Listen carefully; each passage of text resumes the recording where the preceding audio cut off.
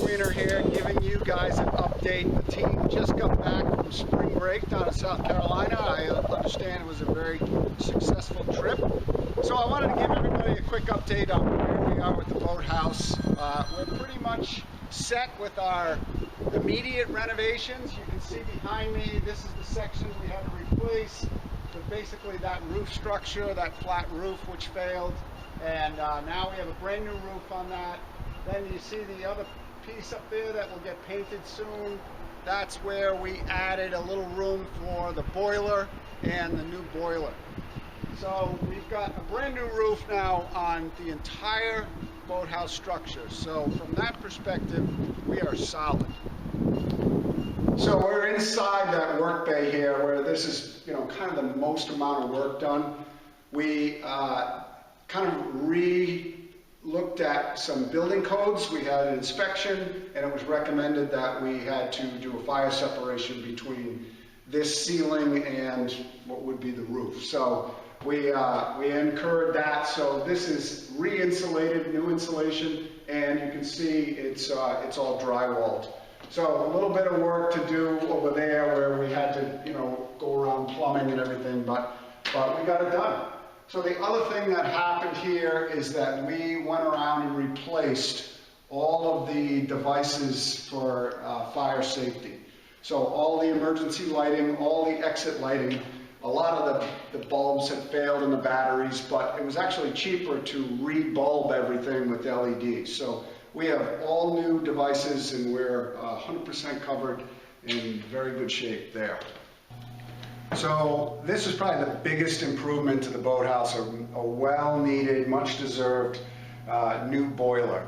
So we made some improvements to the space that it lived in, which allowed us to vent it out the side a little bit easier, because the roof vent that we had, we were getting too much water in there, and that eventually rotted the boiler out over 30 years.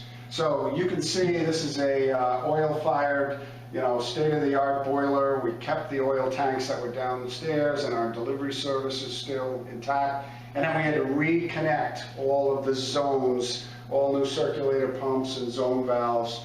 So we're good for another 30 years here. So in terms of where we are now, we raised about $60,000 from all your generosity, and that just about got us through all of those tasks that we outlined.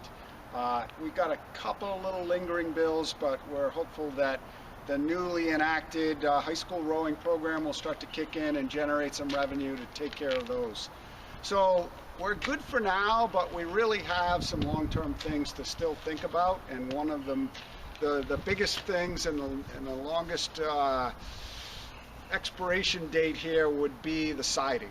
So the initial siding that we did with the boathouse was sort of a one-piece sheathing and siding application in one, but that's really outlived its useful life. You can see at the bottom it's starting to show some signs of rot and failure, and eventually it'll rot and will be exposed to the insulation on the inside.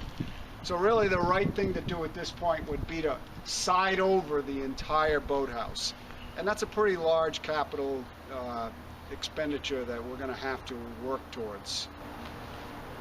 So you can see we're on the west side of the building. This is probably the worst side for repair. This band down at the bottom is really just superficial trim. It's not really that big of a deal, but the siding is, and you can see it's starting to deteriorate all along this side. So this is probably the first side that we need to do to get this siding put back together.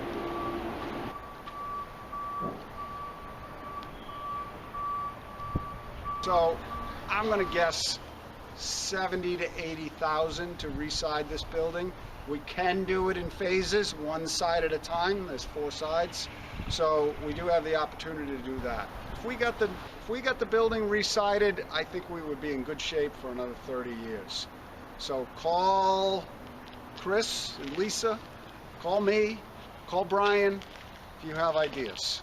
All right, stay safe out there. I know we're in a little bit of a weird time here, but we'll get through it, and go roadie.